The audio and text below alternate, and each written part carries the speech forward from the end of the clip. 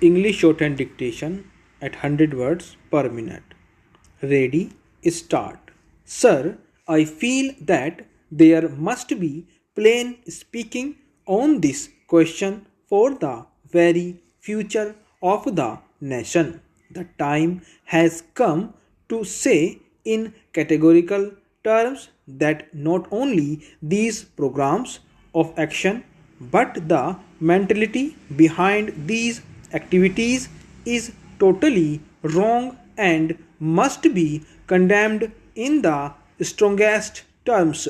Action committees are formed by political parties when they want to enter a struggle. What is the relevance of an action committee to the grievances of students? Against whom do the students want to fight and whom do they seek to oppose? They oppose their teachers, their university authorities, and their own government. The only result of their action is that they cause harm, whether they are conscious of it or not, to their own society, community, and state. I do not say that the fault lies only with the students. We have to admit that other forces often exploit the students for their own ends. Sometimes political parties are behind the scenes and they utilize students for party ends sometimes, and this I say with even greater regret. There are teachers themselves of the university who use students to advance selfish interests. Political parties which are guilty of tampering with the students are undermining the future of the country. Teachers who misguide students have no right to that honorable name. All sensible persons will condemn such practices, but I wish to state that in the end, the students must also take responsibility for allowing themselves to be exploited.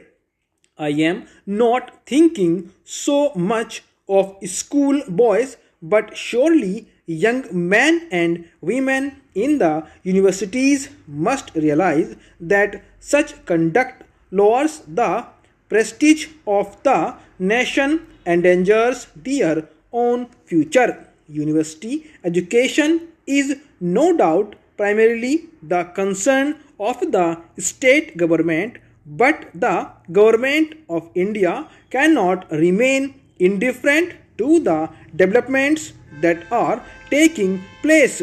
It has become necessary that the central government should also take an interest in the matter and, in consultation with the universities and the state governments, devise measures to check further deterioration and improve discipline. Today, when I have before me students from all the states of India, I cannot refrain from appealing to them and through them to all the students of India to realize the grave situation which has been created.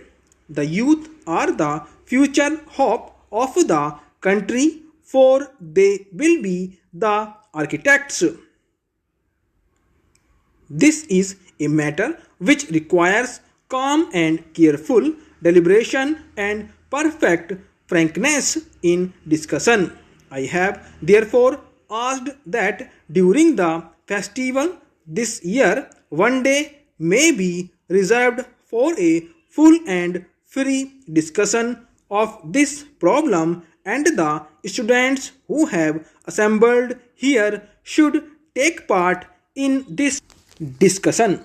They are selected representatives and should be in a position to tell us how the young generation views this problem.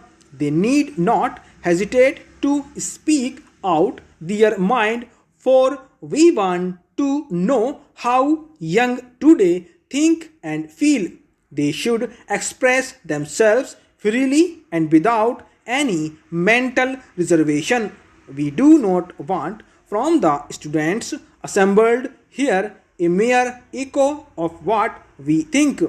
If any of you feel that there are defects and shortcomings which ought to be removed, you should say so without hesitation.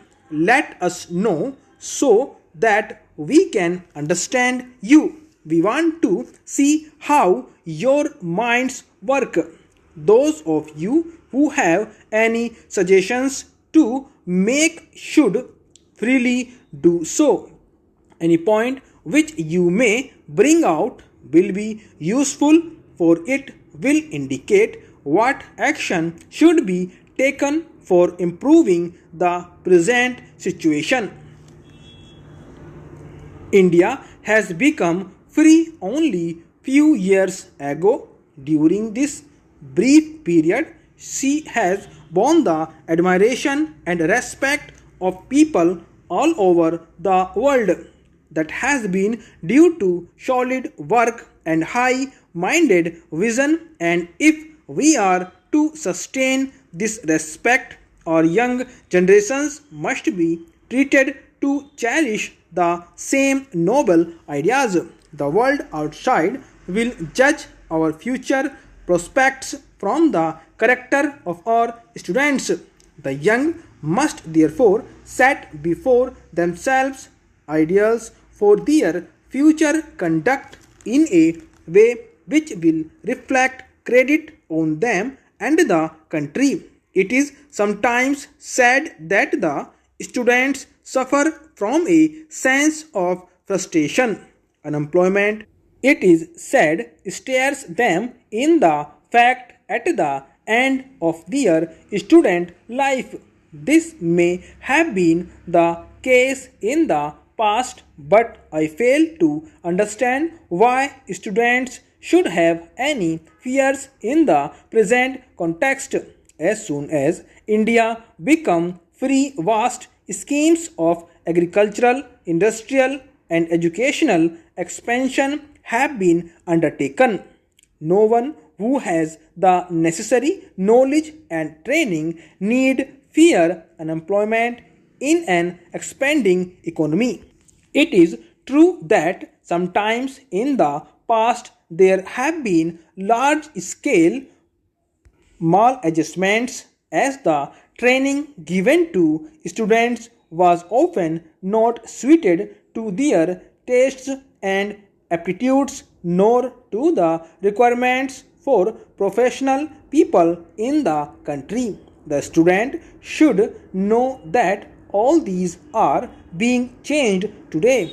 Secondary education is being reorganized and expanded with many diversified courses so that all need not take to the same academic type of learning. Stop.